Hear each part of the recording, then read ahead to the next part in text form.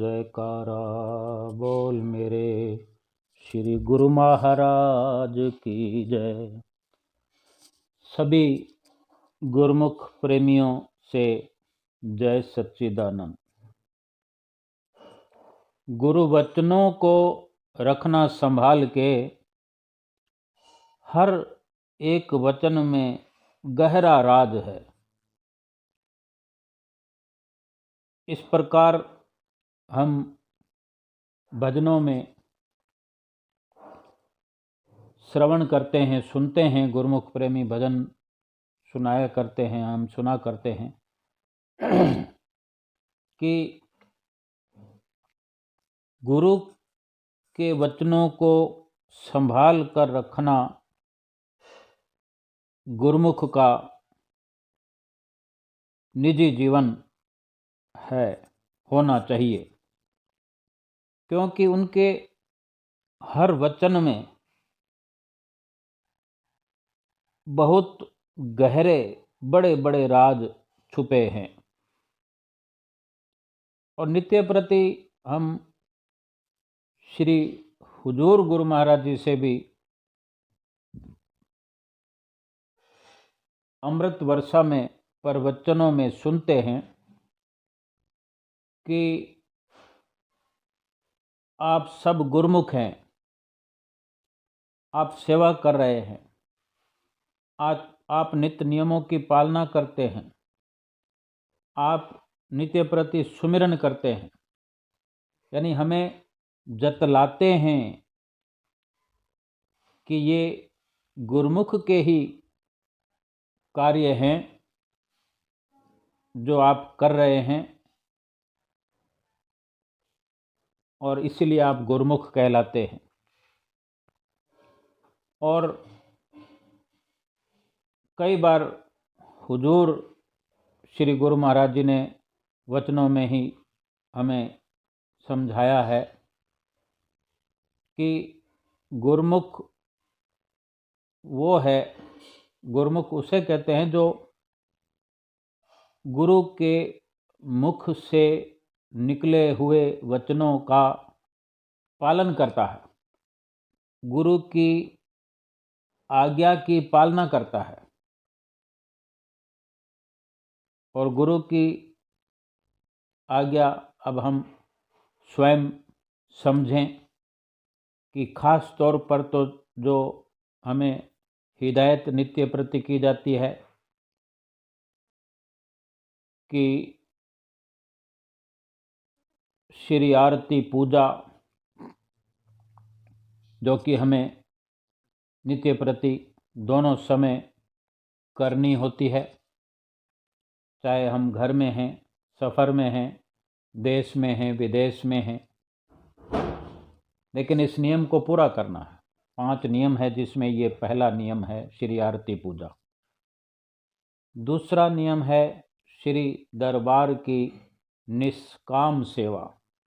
सेवा तो करनी है, लेकिन निष्काम होकर, यानी किसी इच्छा के बिना, किसी ख्वाहिश के बिना, किसी कामना के बिना सेवा करनी है। कुछ मन में रखना नहीं है, ये खुशी अपने मन में और एक श्रद्धा धारण करके सेवा करनी है कि जो मैं कर रहा हूँ, ये मेरे श्री गुरु महाराज जी ने जो 5 नियम हमें बताए हैं, उनमें से ये दूसरा नियम है श्री दरबार की निष्काम सेवा। वो चाहे कुटिया आश्रम पर हमें अवसर मिलता है, और अगर घर में भी ऐसा अवसर हम प्राप्त करते हैं, क्योंकि घर में भी अवसर हमें मिलता है, अगर और कहीं नहीं जा पाते, नहीं कर पाते सेवा तो श्रद्धा धारण के करनी है, श्रद्धा धारण करके करनी है, मन में श्रद्धा और भाव रख के करनी है। तो श्री गुरु महाराज जी का मंदिर तो हमारा बना हुआ होता है, वहाँ मंदिर में 6 पातशाही गुरु महाराज जी के स्वरूप विराजमान हमने किए हैं, और उसी मंदिर में बहुत सारा काम है। अगर हम नहीं जा पाते हैं, नहीं पहुंच पाए हैं श्री आनंदपुर, और वहाँ सेवा का अवसर नहीं मिल पाता या इतना समय वहाँ नहीं लगा पाते, सिर्फ दर्शन करके आ जाते हैं, तो श्री गुरु महाराज जी सब जगह हैं। हमारे घर में भी हैं, हमारे घट में भी हैं, हमारे दिल में भी हैं। अपने अंदर हम रात को सोते हुए भी सेवा कर सकते हैं, क्योंकि हमारे हृदय मंदिर के अंदर जो श्री गुरु महाराज जी के स्वरूप विराजमान हैं, उनका ध्यान करते हुए उनको हम किसी भी प्रकार अपने चित्तवृत्तियों में संजो करके, जैसा हम अपने मंदिर में सेवा करते हैं, हम अपने घर के मंदिर में सेवा करने का हम अगर ठीक से समझना चाहें तो एक तरीका ये भी हो सकता है, श्री गुरु महाराज जी को पीताम्बर पहनाना, पीताम्बर नया बनाना, समय समय पर पीताम्बर को धुलने के लिए उतारना, फिर दूसरा पहनाना, और धुल जाने पर उस पीताम्बर को अच्छे से तह लगाकर एक अच्छे व्यवस्थित तरीके से रखना, किसी अटैची में, पन्नी में, अलमारी में। ये सेवा हो रही है। मंदिर कोई बड़ा हो छोटा हो, घर में हो बाहर में हो घट में हो, किसी के घर में जाकर भी कर सकते हैं। किसी के घर में अगर कोई मंदिर है, कहीं अव्यवस्था नज़र आती है, तो वहाँ आ जाके हम थोड़ा बहुत साफ सफाई कर दें, पीताम्बर पहना दें, उतार के धुलवा दें। कहीं कोई माता बुजुर्ग रहती हैं, कहीं वृद्ध पिता रहते हैं, वहाँ पर कोई अव्यवस्था नज़र आती है तो हम सेवा कर सकते हैं। सेवा के सैकड़ों तरीके हैं। किसी को पीताम्बर सिल कर दे सकते हैं, हमारे पास समय है तो। किसी को सिलना सिखा सकते हैं, किसी को पीताम्बर पहनाने की, बनाने की, सिलने की, धोने की, व्यवस्था करने की प्रेरणा दे सकते हैं कि आप थोड़ा ऐसा कर लिया कीजिए, लाओ मैं कर देता हूँ, मैं कर देती हूँ। इस प्रकार से अगर करने का मौका मिले तो ठीक है, अगर हमारी प्रेरणा से कोई करने लग जाए तो ठीक है, ये भी सेवा है। और अपने घर में करना है, उन पीताम्बर को व्यवस्थित तरीके से रखना है, उसको सुंदर से सुंदर बनाना है। श्री गुरु महाराज जी के गले में हार पहनाना, हम अपने लिए जो साज सजावट करते हैं तो उसी प्रकार से गुरु महाराज जी के लिए भी ज़रूरत है।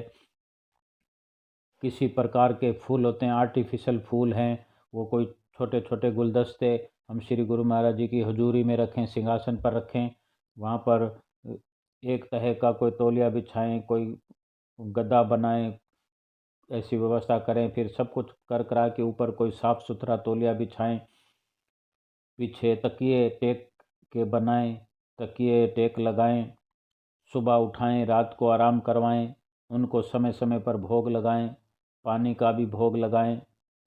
ये व्यवस्थाएं भी अव्वल दर्जे की सेवा हो सकती है, क्योंकि दिल में जब तक श्रद्धा नहीं होगी तो हम कर नहीं सकते। हम कहीं और कुछ सेवा ढूंढते रहते हैं, कहीं कुछ और तलाश करते रहते हैं। सेवा तो हमारे पीछे पीछे घूम रही है, लेकिन हम आगे भाग रहे हैं, कहीं सेवा ढूंढ रहे हैं। जहाँ जब मिल जाए उसी में ही लग जाएं, सेवा की शुरुआत कर दें। समय कम है, समय तो लम्हों का है, सेकंडों का है, पलों का है, और करने के लिए बहुत कुछ है। अगर हम सालों तक जिएंगे तो भी सेवा खत्म नहीं होगी, हम खत्म हो जाएंगे, श्वास खत्म हो जाएंगे। जितना इस पल में करना चाहें हम कर सकते हैं। एक गुरुमुख का ये लक्षण है, ये गुरुमुख के लिए जरूरी है कि जो आज्ञा में आ गए हैं, जो गुरुमुख कहलाने लगे हैं, गुरुमुख तो हैं ही वही जो आज्ञा में हैं, जो आज्ञा मानने लगे हैं, गुरुमुख वही है सही मायने में। और ये दूसरा नियम हम निभा रहे हैं श्री आरती पूजा के बाद, निष्काम सेवा का। हम चाहे घर में करें बाहर करें, निष्काम सेवा का मतलब ही यही है कि हमें कुछ मांगना नहीं है। अपने माता पिता से मांगने की क्या ज़रूरत है, जब समय समय पर हमें अपने घर में व्यवस्था होती है। हम अर्ज कर सकते हैं कोई चीज़ अगर भूल चूक हो जाए माता पिता से, लेकिन ये परमपिता परमेश्वर है, क्या भूल हो सकती है उनसे? ऐसा हो नहीं सकता। वो तो हमारे जन्म से पहले व्यवस्था कर देने वाले हैं, परमपिता परमेश्वर हैं, वहाँ भूल नहीं होती। इसलिए अगर मांगना है परम पिता से, श्री गुरु महाराज जी से, श्री परमहंसों से भक्ति की दात, भक्ति करने की प्रेरणा और भक्ति के लिए श्रद्धा, भाव, ताकत, शक्ति ये मांग करना है कि हर पल में आपकी याद में लगा रहूं, संसार के काम करते हुए, पढ़ाई करते हुए, हर सब कुछ घर के अंदर सब कार्य करते हुए हर वक्त एक ललक लगी रहे, गुरु महाराज जी का ध्यान लगा रहे। और श्री आरती पूजा जब खड़े होकर करते हैं, हाथ में थाली होती है, ध्यान परमहंसों की ओर होता है, हम अपने घर के मंदिर में देखते हैं,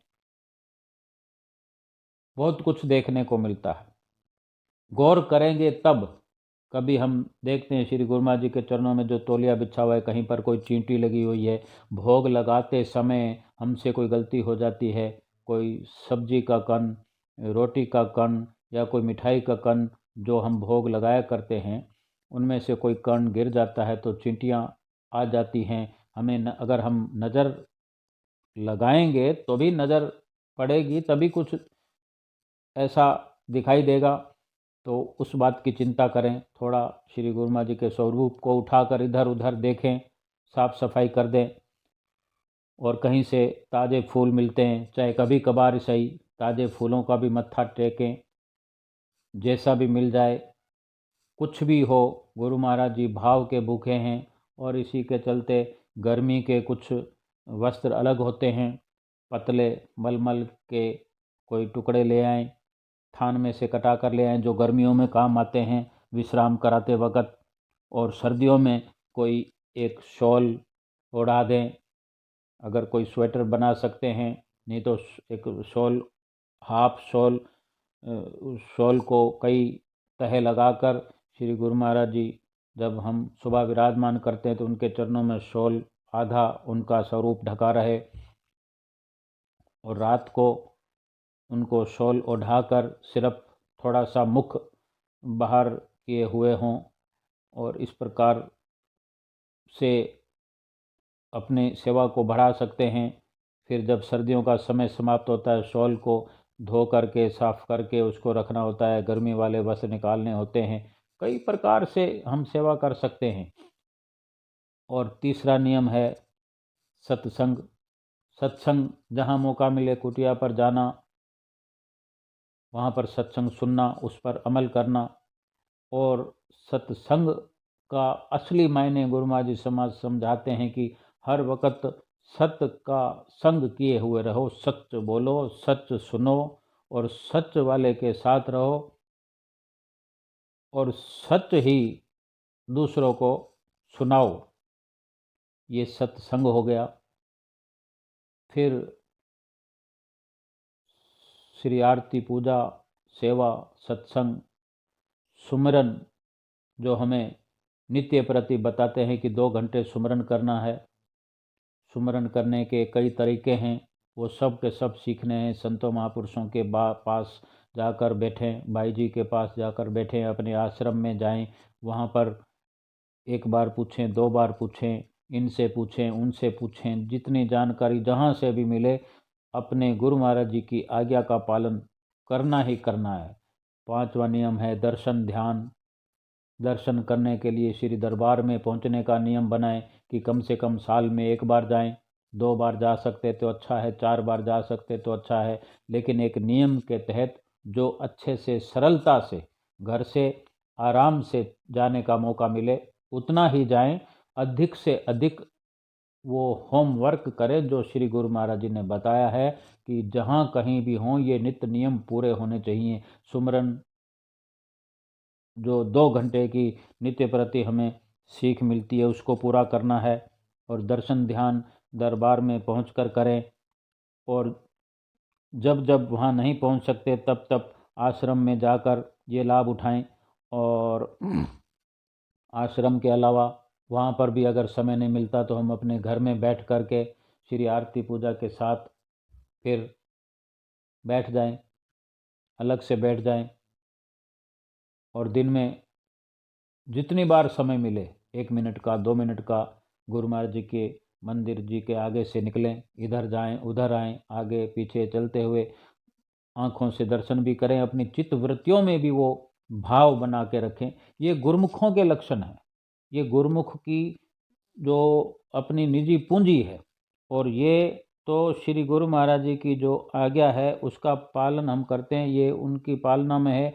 और संसार के अंदर भी एक गुरुमुख का रहने का तरीका होना चाहिए कि गुरुमुख को जो अपना जीवन यापन करना है कि किसी से, किसी को देखकर अपने को कंपेयर नहीं करना है, उसकी बराबरी नहीं करनी है। कोई हमसे आगे बढ़ रहा है, सांसारिक साज सज्जाओं की, सामानों की तरक्की कर रहा है, धन की, व्यापार की तरक्की कर रहा है, यानी किसी को तरक्की करते हुए देखकर उससे ईर्ष्या नहीं करनी है, उससे जलन नहीं करनी है अपने मन में। अपने पे संयम रखना है कि मैं एक गुरुमुख हूँ, मेरे पास वो सब कुछ है जो मुझे इस जीवन में चाहिए, और इस जीवन में आने का मकसद यही है, मैं अपने श्री गुरु महाराज जी की आज्ञा का पालन करने के लिए प्रस्तुत हूँ। और जो कुछ मुझे मिल रहा है वो मेरे प्रारब्ध के अनुसार सरलता से मिल रहा है, क्योंकि देने वाले मेरे गुरु महाराज जी हैं। किसी पर बिना कारण संशय भी नहीं करना चाहिए, क्योंकि ये सब करने से, अगर ईर्ष्या करते हैं, किसी पर संशय करते हैं, भ्रम किसी पर पड़ जाता है, तो मन की परेशानियां बढ़ती है। अगर मन की परेशानियां बढ़ती है तो सुमरन में दिक्कत होती है, श्री गुरु महाराज जी का ध्यान करने में दिक्कत होती है, सेवा करने में दिक्कत होती है, और श्री आरती पूजा करने में दिक्कत होती है। अपने मन पर अधिक भार नहीं बढ़ाना, ये गुरुमुख का लक्षण है। जैसे माचिस की तिल्ली, किसी चीज़ को जलाने से पहले अगर हम किसी को, कोई किसी के बदले की भावना रखते हैं, तो उसको कब नुकसान पहुंचाएंगे, पहले हम अपना नुकसान चालू कर लेंगे। किसी का ख्याल आते ही, किसी से कुछ हो गया, बदले की भावना को नष्ट कर दो, किसी से बदला नहीं लेना। जैसे माचिस की तिल्ली किसी को जलाने से पहले खुद स्वयं जलना शुरू कर देती है, दूसरे को जला पाए या ना जला पाए। हम देखो तिल्ली से, माचिस से, तिल्ली से श्री आरती की जोत जलाते हैं, तो कई बार तिल्ली बुझ जाती है लेकिन जोत नहीं जल पाती। वो जली या ना जली लेकिन तिल्ली तो बुझ गई। इसलिए किसी से बदला लेने के लिए अपने आप के अंदर दुर्व्यवहार की भावना नहीं रखनी, बदला लेने की भावना नहीं रखनी, क्योंकि ये गुरुमुख के लक्षण हैं। ये हमें अवश्य अपने अंदर अपनानी चाहिए। और बदला लेने वाला पुरुष जो है वो अपना सब कुछ जला बैठता है, फिर वो भक्ति नहीं कर सकता। अगर कोई कहे कि मैं भगत हूँ, मैं सेवक हूँ, प्रेमी हूँ, बदला लेने का भाव ना रखे। अगर किसी से वार्ता पसंद नहीं है, उससे छोड़ दो मिलना जुलना। जो हमें ठीक रास्ता बताता है या ठीक हमसे वार्ता करता है, हम पे, हमारे मन पर असर नहीं पड़ता है, हमारे भक्ति पर असर नहीं पड़ता है, उन्हीं से ही सत्संग की बातें करो, सत्संगियों से मिलो जुलो। इसलिए इस लंबे रोग से, ये लंबे लंबे रोग हैं जो फिर चिरकाल तक इनका इलाज नहीं होता, इनसे बचते बचाते रहें, ये गुरुमुख का लक्षण है। और इसी प्रकार सदा सुखी व प्रसन्न चित्त गुरुमुख रह सकता है। अगर हमें किसी ने बुराई हमारी कर दी, तो उसे थोड़ी देर सवेर उसे भुला दो। अगर उसने हमारी बेइज्जती कर दी, कोई बात नहीं, दुनिया से किसी से कोई उम्मीद नहीं रखनी। हमारी लाज बचाने वाले हमारे श्री गुरु महाराज जी बैठे हैं, वो हमारी हर प्रकार से लाज रखेंगे, लाज बचाएंगे, परलोक तक हमारी लाज बचाएंगे। हमें चिंता किस बात की है। और कभी भी मन मति के अनुसार आचरण नहीं करना है, यही गुरुमुख का लक्षण है। मन मति के अनुसार आचरण करने वाले व्यक्ति का